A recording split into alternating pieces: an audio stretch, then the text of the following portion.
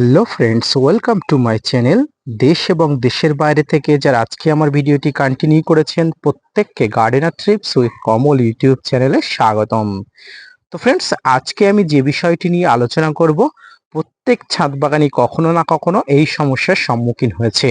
অর্থাৎ এমন কোনো ছাদ বাগানি নেই, অভিজ্ঞ অনভিজ্ঞ, ছোট ছাদ বাগানি বড় ছাদ বাগানি, প্রত্যেকেই কখনো না কখনো এই সমস্যার সম্মুখীন হতে থাকে।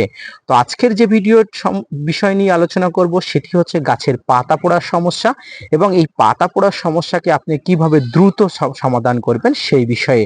ফ্রেন্ডস, গত কয়েকদিন আগে আমি ঠিক এই গাছটি নিয়ে একটি পাতা পোড়া সমস্যাজনিত কারণে ভিডিও দিয়েছিলাম, এবং সেই ভিডিওটি কোনো একটি কারণে আমি ভিডিওটাকে রিমুভ করতে বাধ্য হয়েছিলাম, কিছু টেকনিক্যাল কারণে। তো ফ্রেন্ডস, আজকের আমার ভিডিওর আলোচনার বিষয়বস্তু গাছের পাতা পোড়াকে কিভাবে দ্রুত সমাধান করবেন সেই নিয়ে।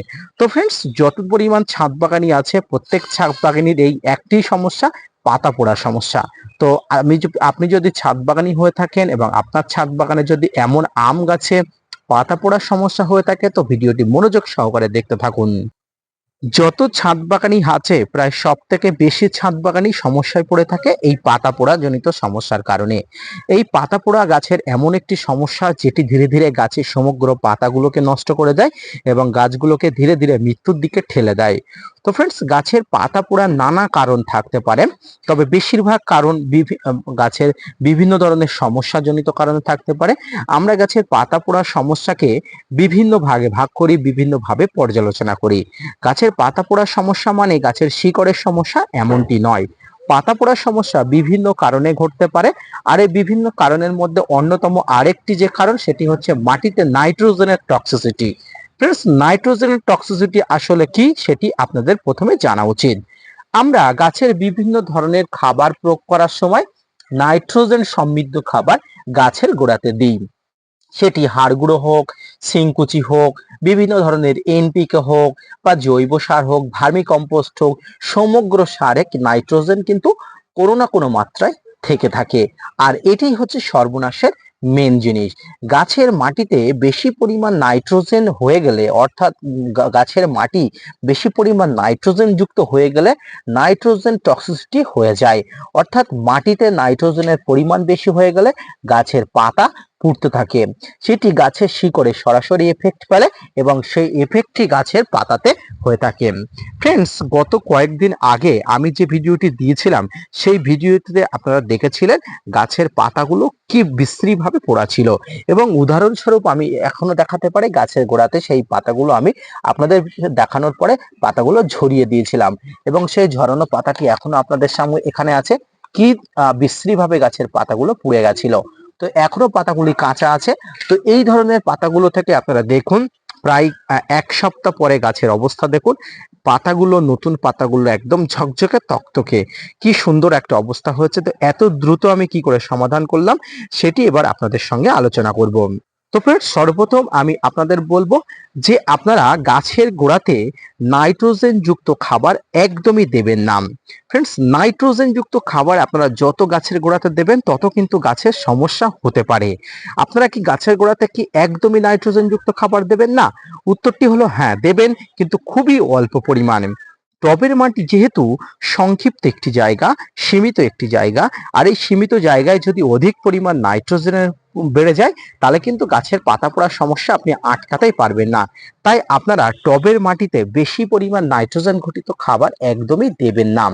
আপনারা যদি টবের মাটিতে নাইট্রোজেন ঘটিত খাবার দিয়ে ফেলেন, এবং যাদের গাছে অলরেডি পাতা পোড়ার সমস্যা হয়েছিল, যেমন আমার এই গাছটি, তারা কি করবেন আপনাদের মনে এখন প্রশ্ন জাগছে। হ্যাঁ ফ্রেন্ডস, আপনাদের এই প্রশ্নের উত্তরের সমাধানও আমি করে দেবো। দেখুন, আমার গাছের পাতাটি কয়েক সপ্তাহ আগে সমগ্র পাতাগুলি পোড়া ছিল, এবং এর পরবর্তীকালে যে কচি পাতাগুলো বেরিয়েছে, কচি পাতাগুলো একদমই পোড়া নয়, এখনো ঝকঝকে তকতকে আছে। তো এর জন্য আপনাকে যেটা করতে হবে, গাছের পাতা পোড়া যাতে মাটি যাতে টক্সিসিটি হয়ে গেছে, মাটিতে নাইট্রোজেনের পরিমাণ যে বেশি হয়ে গেলে মাটি টক্সিসিটি হয়ে যায়, সেটি কয়েকক্ষণ আগে আমি বললাম। তো যাদের গাছের গোড়ার পাতা গাছের পাতা পুড়ছে, যাদের গাছের মাটিতে নাইট্রোজেন টক্সিসিটি হয়ে গেছে বলে মনে করছেন, যারা মাটিতে বিভিন্ন পরিমাণ নাইট্রোজেন ঘটিত খাবার দিয়েছেন, তারা এই মুহূর্তে কি করবেন? হ্যাঁ ফ্রেন্ডস, তারা এই মুহূর্তে একটা জিনিসে করবেন, গাছের গোড়াতে যখন জল দেবেন ভরপুর করে জল দেবেন, যাতে মাটিটা ধুয়ে যতটা পরিমাণ টবের হোল দিয়ে বেরিয়ে যায়, ড্রেনেজ হোল দিয়ে বেরিয়ে যায়, ওখান থেকে ওই খাবারগুলো সহজে যাতে বেরিয়ে যায়, এখান থেকে নাইট্রোজেনের পরিমাণ যাতে গাছের গোড়া থেকে কম হয়ে যায়। দ্বিতীয়ত আপনারা যেটা করবেন, টবের মাটিতে যদি নাইট্রোজেন টক্সিসিটি বেড়ে যায়, তাহলে আপনারা যেটি করবেন সেটি হচ্ছে এই সময় টিএসপি বা এসএসপি সার আপনারা দেবেন, ফসফরাস ঘটিত সার এই সময় গাছের গোড়াতে দেবেন।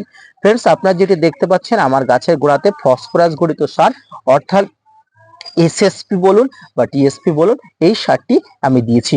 আপনারা সিঙ্গেল সুপার ফসফেট বা টিএসপি বা ডিএসপি বা এসএসপি আপনার কাছে যেটি আছে না কেন আপনারা ব্যবহার করতে পারেন, আপনারা অত্যন্ত ভালো ফল পাবেন। গত কয়েক সপ্তাহ আগে যখন গাছের পাতা পোড়ার সমস্যা নিয়ে আপনাদের দেখিয়েছিলাম, তার পরপরই আমি গাছের গোড়াতে এই সিঙ্গেল সুপার ফসফেট ব্যবহার করেছিলাম এবং এর চমৎকার ফল আপনারা দেখুন। এই চমৎকার ফল আপনারা দেখুন, এই চমৎকার ফলের কারণে গাছের কিন্তু সমগ্র পাতা একদম সুস্থ সবল আছে। পাশাপাশি পুরনো যে পাতাগুলো আছে, যে পাতাগুলো পুড়ে গেছিল, সেই পাতাগুলো আমি ঝরিয়ে দিয়েছিলাম। তার পরবর্তীতে যে নতুন পাতা বেরিয়েছে, পাতাগুলো সুস্থ সবল একদম ভালোভাবে বেরিয়েছে। তো আপনারা যারা ছাদ বাগানি আছেন, যাদের ছোট গাছ আছে, ছোট কন্টেনারে টপের মাটিতে গাছ আছে, তাদেরকে আমি একটাই অনুরোধ করব, নাইট্রোজেন ঘটিত খাবার দেওয়া কম দেওয়ার পাশাপাশি আপনারা যদি দিয়ে ফেলেন, তাহলে অবশ্যই আপনারা সিঙ্গেল সুপার ফসফেট, টিএসপি বা আপনার এসএসপি আপনার কাছে যে ধরনের সার থাকে, যেহেতু প্রত্যেকটি সার একই কম্পোজিশনে তৈরি, তাই আপনার কাছে যে ধরনের সার থাকবে আপনি অবশ্যই দিতে পারেন। ফ্রেন্ডস, এই নাইট্রোজেন টক্সিটি কিন্তু গাছের জন্য অত্যন্ত মারাত্মক এবং অত্যন্ত ক্ষতিকারক। নাইট্রোজেন গাছের জন্য, গাছের বৃদ্ধির জন্য যেমন অত্যন্ত গুরুত্বপূর্ণ, তেমনি অধিক নাইট্রোজেন কিন্তু গাছের জন্য অত্যন্ত খারাপ জিনিস। যেমন আমাদের শরীরে বেঁচে থাকার জন্য খাবার দরকার, ঠিক তেমনি অধিক খাবার খেয়ে ফেললে কিন্তু আমাদের শারীরিক বিভিন্ন ধরনের সমস্যা ঘটতে পারে। ঠিক তেমনটি হয় গাছের জন্য। গাছের প্রয়োজনীয় খাবারগুলো অত্যাধিক মাত্রায় হয়ে গেলে কিন্তু গাছ প্রতিক্রিয়া সৃষ্টি করে। তাই আপনারা এমন কোনো খাবার দেবেন না যে খাবারে অধিক পরিমাণ খাবার থাকে, অর্থাৎ আপনারা যখন খাবার দেবেন খুব অল্প মাত্রায় করে টবের মাটিতে খাবার দেবেন, এবং যে খাবারে যখন নাইট্রোজেন ঘটিত সারের পরিমাণ যেন অনেক পরিমাণ কম থাকে। আপনারা একসঙ্গে হাড় গুঁড়ো দিলেন, আপনারা একসঙ্গে ভার্মি কম্পোস্ট দিলেন, আপনারা গোবর সার দিলেন, আপনারা হিসেব করে দেখবেন প্রত্যেকটি শিংকুচি, হাড় গুঁড়ো, গোবর সার, ভার্মি কম্পোস্টে কত পার্সেন্ট করে আপনারা নাইট্রোজেন দিচ্ছেন। যদি সব নাইট্রোজেন গুলো একসঙ্গে হয়ে যায়, দেখবেন হয়তো 50% বা 50%-এর অধিক হয়ে যাবে। সেক্ষেত্রে আপনার গাছের পাতা তো অবশ্যই পুড়বে। ফ্রেন্ডস, এখন আপনাদের প্রশ্ন আসতে পারে যে আমার গাছের পাতা কেন পুড়ছে। হ্যাঁ ফ্রেন্ডস, আমিও অবশ্যই জানতাম না। বিভিন্ন তথ্য ঘাটাঘাটি করে, ইন্টারনেট ঘাটাঘাটি করে আমি অবশ্যই জানতে পারলাম, এবং আমি এর রেজাল্টটা যখনই পেয়েছি সেই মুহূর্তে আপনাদের অবশ্যই জানিয়েছি। এটা আমার প্রাথমিক কর্তব্য। যেহেতু ছাদ বাগানি অনেক বন্ধুরা আমার ভিডিওটি কন্টিনিউ দেখেন এবং তারাও এই ধরনের সমস্যায় জর্জরিত, তাই আমার প্রাথমিক এবং প্রধান কর্তব্যের মধ্যে যেটি পড়ে সেটি হচ্ছে আপনাদেরকে অবশ্যই অ্যালার্ট করা। তো ফ্রেন্ডস, আজকের ভিডিওটি এই পর্যন্ত। আজকের ভিডিওটি কেমন লাগলো অবশ্যই লাইক, কমেন্ট, শেয়ার এবং সাবস্ক্রাইব করে জানাবেন।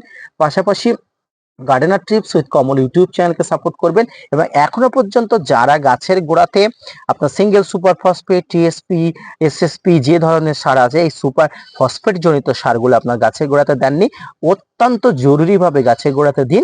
পাতা পোড়া জনিত সমস্যা আপনার দ্রুত সমাধান হবে। তো ভিডিওটি মনোযোগ সহকারে দেখার জন্য আপনাকে অনেক অনেক ধন্যবাদ। ফিরে আসছি নতুন কোনো তথ্য নিয়ে। ততক্ষণ সুস্থ থাকবেন এবং আপনার গাছগুলোকে সুস্থ রাখবেন। ধন্যবাদ।